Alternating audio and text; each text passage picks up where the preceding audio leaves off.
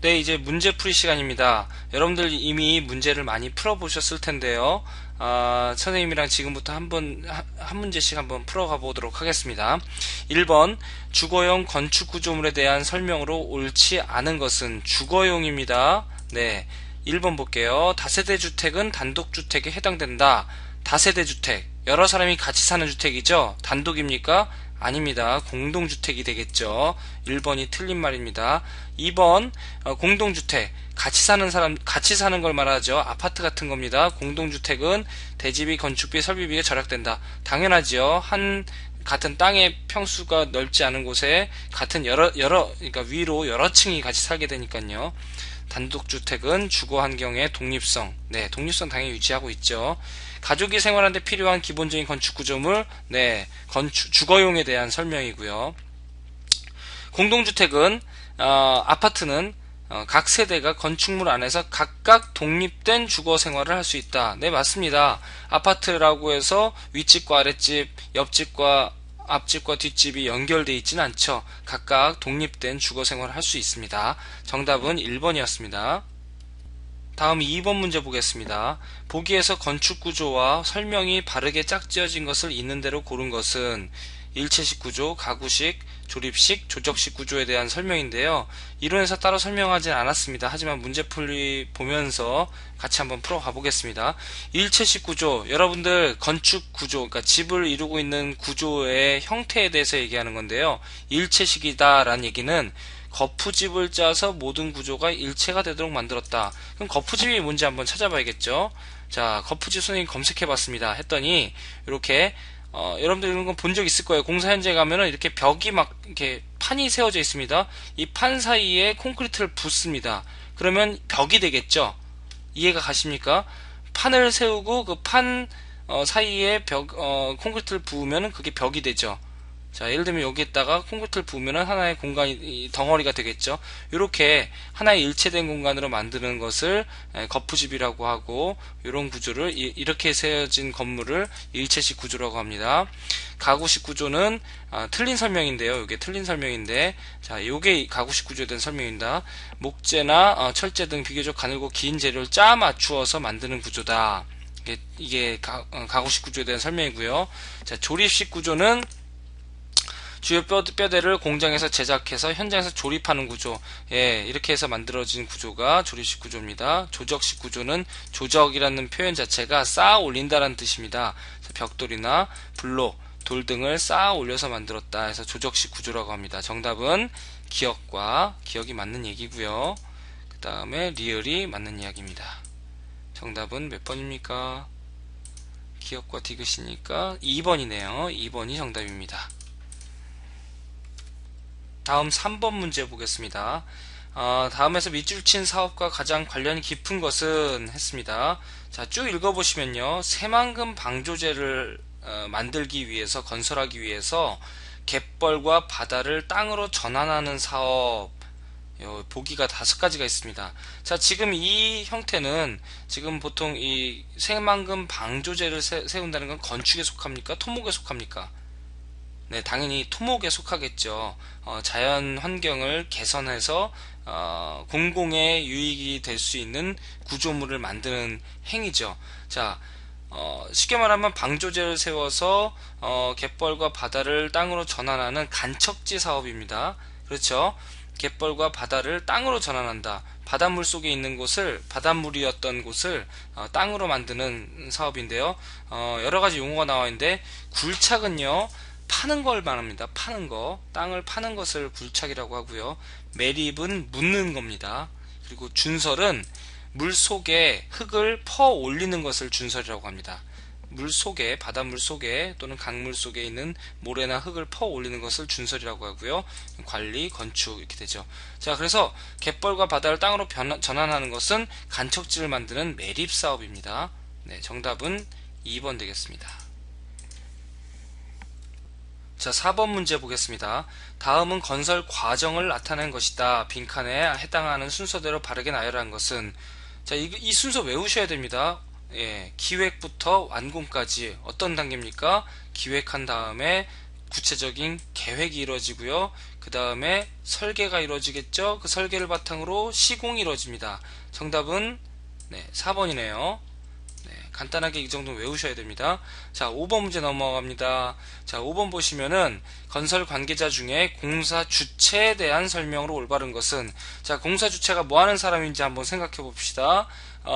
자신의 요구 조건을, 필요 조건, 건축을 하기 위한, 건설을 하기 위한 조건들을 시공자 또는 설계자에게 전달하는 그런 역할을 하게 되겠죠. 자, 한번 보기를 한번 보시면요. 자, 공사가 제대로 진행되는지 감독한다. 이거 누가 역할입니까? 예, 건설 감리자. 공사 감리자의 역할이죠. 네. 자, 그 다음에 건축법규에 따라 설계 도면에 따라 시방사를 작성한다. 이거 누굽니까? 설계자죠. 설계자의 역할입니다. 이거는. 네. 그런데 기업과 니은은 완성된 설계에 따라 소요 예산 편성, 당연히 돈을 갖고 있는 공사 주체가 해야겠죠. 그 다음에 시공자나 공사 감리자를 위촉하죠. 선정하죠. 그 과정 당연히 가장 주인인 공사 주체가 하게 됩니다. 정답은 기업과 니은 1번이네요.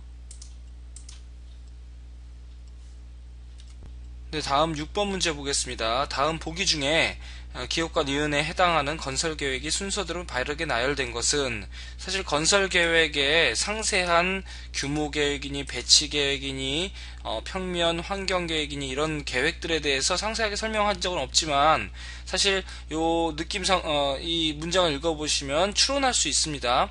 자, 규모 계획은 뭐냐면은 말 그대로 적절한 규모로 되어 있는지, 그런 적절한 규모를 계획하는 것을 말하고요. 배치 계획은 건설 구조물의 배치를 기획하는 건데, 각각 그 건축의 면적이나 건축의 면적에 대한 부분들을 적절하게 배치했는지에 대한 것을 계획하는 것을 말하고요. 조형 계획은 형태나 색채나 또는 질감이나 어떤 그런 조화와 대조를 이루고 있는지, 비례와 균형을 잘 이루고 있는지, 그런 것들을 계획하는 것이 조형 계획입니다. 그리고 또 뭐 있죠? 네, 구조 계획 있네요. 네, 구조 계획은 어떤 시공성이나 내구성, 경제성 등을 고려해서 구조물의 이 뼈대를 만드는 방법을 아까 보였듯이 일체식 위에 나왔죠. 일체식 구조냐, 가구식 구조냐, 조립식 구조냐, 조적식 구조냐, 이런 어떤 구조를 어떤 거를 선택할 건지에 대해서 계획하는 것이 구조 계획입니다. 그 밖에 환경 계획은요, 여기 있네요. 환경 계획은 지역의 상황들을 고려해서 또 이 주변의 환경과 어떻게 어울릴 수 있는지, 그런 것에 대해서 계획하는 것을 말하기도 하고요. 평면 계획은 공간의 어떤 쾌적하고 능률적인 사용을 하기 위해서 동선과 이런 어떤 그 방향, 남향인지 동향인지 서향인지 그런 방향을 고려해서 공간과 설비의 배치를 계획하는 것이 평면 계획입니다. 그렇다면 자, 시공성, 내구성, 경제성 등을 고려하여 구조물의 뼈대를 만드는 방법. 자, 구조물의 뼈대를 만드는 방법. 아까 나왔던 그 가구식 구조니 일체식 구조니 이런 구조물의 뼈대를 만드는 방법에 대한 부분이기 때문에 구조계획에 들어가겠습니다. 구조계획. 구조계획. 첫 번째는 기억은 구조계획이죠. 자, 두 번째, 니은은 형태, 색채, 질감 등의 통일과 변화, 뭔가 조화로운 거, 조형미, 예쁘고 아름다운 것을 얘기합니다. 조형계획이 되겠습니다. 자, 정답은 3번입니다. 자, 7번 문제 보겠습니다. 건설 설계에 대해 바르게 이해하고 있는 사람은, 건설 설계에 대한 이야기입니다. 자, 그러면은 다시 한번 건설 설계 위로 한번 넘어가 볼게요. 위로 한번 가서 설계. 네, 선생님이 분명히 건설 설계에 계획, 기본, CC 설계 굉장히 중요하다고 분명히 얘기했습니다. 네, 계획 설계는 추상적인 것입니다. 그래서 스케치 정도만 하죠. 자, 기본 설계는요, 그 계획 설계를 바탕으로 구체적으로 표현합니다. 도면으로 만드는 겁니다. 그런데 CC 설계에서는 기본 설계에서 만든 도면에다가 더 구체적으로 상세한 치수를 기입하고 또 심지어는 거기다가 설명서까지 다는 시방서라는 설명서까지 다는 작업을 합니다. 계획, 기본 CC 설계에 대한 내용 반드시 외워야 되고요. 중요한 부분입니다. 다시 문제로 갑니다. 네, 보기에 보시니까 아이고 선생님 제일 좋아하는 우리 그 걸그룹들이 다 나왔습니다. 선생님 제일 좋아하는 여가수들만 이렇게 다 써봤는데, 네, 미세이 수지입니다. 시방서를 작성하는 단계는 CC 설계 단계야. 맞나요? 맞죠? 위에 아까 봤잖아요. CC 설계에서 시방서를 작성하는 등의 어떤 더욱더 구체적인 상세 치수나 어떤 그런 설명까지 집어넣는 그런 작업을 CC 설계에서 합니다. 유나가 얘기합니다. 도면은 설계자끼리 의사소통을 하기 위한 수단이야. 맞나요? 도면은 설계자끼리가 아니고요. 설계자와 누구? 시공자와의 의사소통을 하기 위한 수단입니다. 제가 설계한 것 이렇게 지어주세요 라고 시공자에게 얘기하는 거지 설계자끼리 대화할 필요는 없죠. 네, 단비는 이렇게 얘기합니다. 설계는 기본 설계, 계획 설계, 실시 설계 순으로 이루어진다. 아니죠. 틀렸죠. 네, 순서가 바뀌었습니다. 계획 설계가 더 먼저 있죠. 추상적인 계획 설계를 한 다음에 기본 설계를 하고 거기에다가 상세한 실시 설계를 하게 됩니다. 보라가 얘기합니다. 기본 설계는 공사 주체 요구로부터 형태를 만들어내는 과정이야. 공사 주체로부터 요구를 형태를 만들어내는 과정 무슨 설계입니까? 처음에 하는 거죠. 계획 설계입니다. 네, 틀린 거 고쳐 넣습니다. 계획 설계입니다. 그러면 CC 설계는 다소미 얘기하네요. CC 설계는 설계자의 구상을 오타입니다. 죄송합니다. 구체적으로 표현하기 위해 도면을 작성하는 과정이다. 도면을 이거 헷갈리면 안 됩니다. 구체적이라고 해서 CC 맞지 않느냐? 아닙니다. 왜? 도면을 작성하는 것은 실시가 아니라 기본이죠. 기본 설계에서 먼저 도면을 작성합니다. 그 작성된 도면에다가 CC 설계에서는 구체적인 상세 치수가 들어가죠. 도면을 작성하는 것은 반드시 기본 설계 과정입니다. 그래서 요 틀렸고 정답은 1번이 되겠습니다. 네, 8번 문제입니다. 순서죠. 순서 외우셔야 된다고 했습니다. 어떻게 됩니까? 순서. 네, 기초공사, 지하구조물공사, 골조공사 순서로 이루어집니다. 네, 넘어갈게요. 자, 9번 보시면은 자, 보기에서 건설 시공에 대한 설명으로 옳은 것을 바르게 고른 것은, 자, 봅시다. 골조공사가 끝난 후에 마감공사가 진행됩니다. 기억이 맞고요. 네, 기억이 맞고요. 자, 그 다음에 가설공사는 본공사를 시행하는데 필요한 임시시설이나 설비를 세우는 공사이다. 네, 맞죠? 선생님이 보여줬죠? 가시설, 그러니까 임시로 만드는 시설에 대한 부분들이기 때문에 여기 맞습니다. 정답은 기억과 리을입니다. 네, 기억과 리을 3번이네요. 자, 나머지는 틀린 말입니다. 네, 10번 보시면은 마지막 문제입니다. 철근과 콘크리트, 철강제, 벽돌 등을 사용하여 구조물의 하중을 지탱하기 위해서 구조를 만드는 시공 단계 골조공사입니다. 골조. 네, 뼈대를 만든다고 그랬죠. 벽체나 기둥이나 바닥 등을 이루는 것이 뭡니까? 뼈대입니다.